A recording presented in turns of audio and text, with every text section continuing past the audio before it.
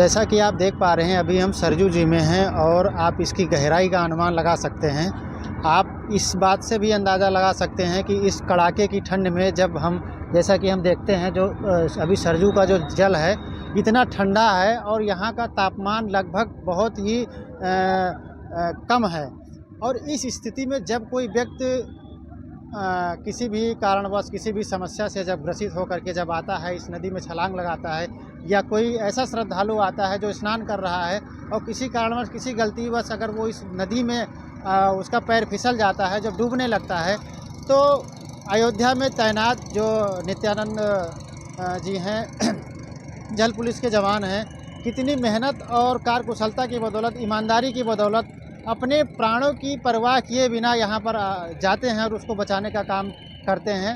तो कहीं ना कहीं सरकार को जो है सोचना चाहिए, जो भी बहादुर सिपाही हैं या जो भी इस योग जितने भी यहाँ जो गोताखोर हैं, जो इनके सहयोगी हैं, जो इनकी टीम में जब में 7 से 8 लोग हैं, सारे लोग मिल करके अपने जान की परवाह किए बिना लोगों की ज़िंदगी को बचाते हैं। और 500 लोगों की ज़िंदगी ये कोई छोटी बात नहीं होती, बहुत बड़ी बात होती है। और किस तरह से आज भी देख सकते हैं कि दिन रात वो मेहनत करके और अयोध्या को भव्य और दिव्य जिस तरह से सरकार बना रही है, कहीं ना कहीं लोगों को एक नई ज़िंदगी दे करके ये भी एक नई ज़िंदगी दे रहे हैं। ये 3000 किलोमीटर की जो पद यात्रा है जी, आपके मन में कैसे आया कि हमें पद यात्रा करना चाहिए, जबकि इतना साधन चल रहा है, रेलवे चल रही है, बस चल रहा है और कई यातायात के साधन हैं, आपने पद यात्रा ही क्यों चुना?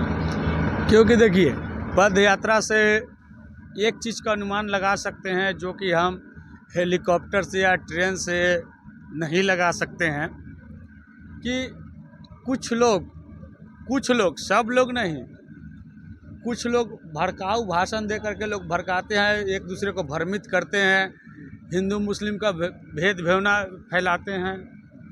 तो इस चीज़ से एक सबसे बड़ी पहचान हमको मिलती है जो है इंसानियत की पहचान। कितने % इंसानियत अभी बचे हुए हैं भारत में। लोग कहते हैं कोई राष्ट्र की कोई मांग कर रहा है, तो मैं उस चीज़ का विरोध करते हुए मैं एक ही चीज़ कहूँगा भैया, कि तमाम भक्त एक ही राष्ट्र का करे तो बहुत अच्छा रहेगा, जिसको बोला जाता है इंसानियत राष्ट्र। इंसानियत राष्ट्र में आपके सभी धर्म के लोग आ जाएंगे, क्योंकि तिरंगा जो है ना, वही चीज़ को लेकर के ही बनाया गया था तिरंगा, जो कि भारत की शान बनी थी। तो हम इसको कहते हैं कि इसको अखंड बनाया जाए, विश्व गुरु बनाया जाए भारत को। तो इससे पैदल हम वही अनुमान लगाते हैं कि अभी कितना % इंसानियत भारत में बची हुई है, जो अनुमान आप गाड़ी और हेलीकॉप्टर से या प्लेन से आप नहीं लगा सकते हैं। और अकेला चलने का मतलब होता है पैदल ही चलने में, क्योंकि ये ज़मीनी स्थल से उठा हुआ होता है। मान लिया जो हम पैदल यहाँ से 10 किलोमीटर का दूरी में जाएंगे, 10 किलोमीटर के अंदर में पहचान कर लेंगे कि किस जगह पे कितने अच्छे लोग हैं और कितने बुरे लोग हैं। सबसे बड़ी पहचान इंसानियत की यदि किसी को खोज की जाए तो पैदल यात्रा में ही मिलेगा, ऐसे आपको नहीं मिल पाएगा। अभी जैसे आप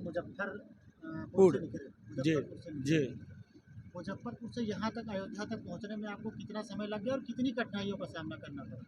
कठिनाई का सामना तो कुछ नहीं करना पड़ा, माता रानी का कृपा से जो भी यात्रा मेरा होता है सफलपूर्वक होता है। आने में थोड़ा समय लग गया, 28-29 दिन लगा।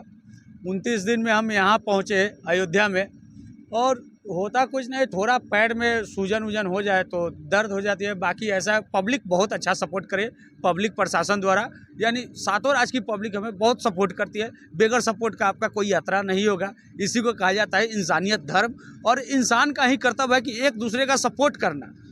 बिना सपोर्ट की आज तक कोई काम नहीं हुआ है, न कभी होगा।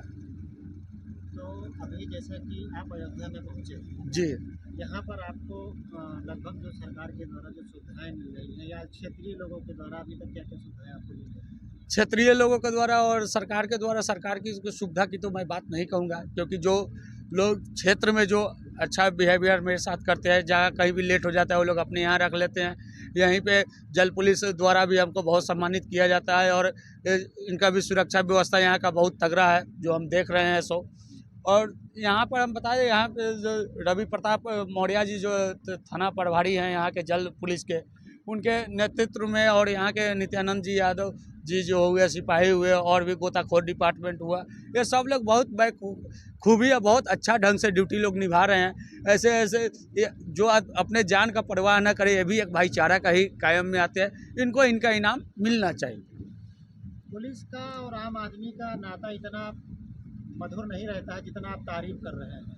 देखिए एक के गलत होने से आप सबको गलत नहीं बता सकते हैं। एक यदि मान लेते हैं एक माँ का 5 बेटा हो तो 5 में तो 2 चोर हो जाता है, तो क्या माँ उस बेटा को छोड़ देती है? तो एक का वजह से हम सबको गलत नहीं बता सकते हैं।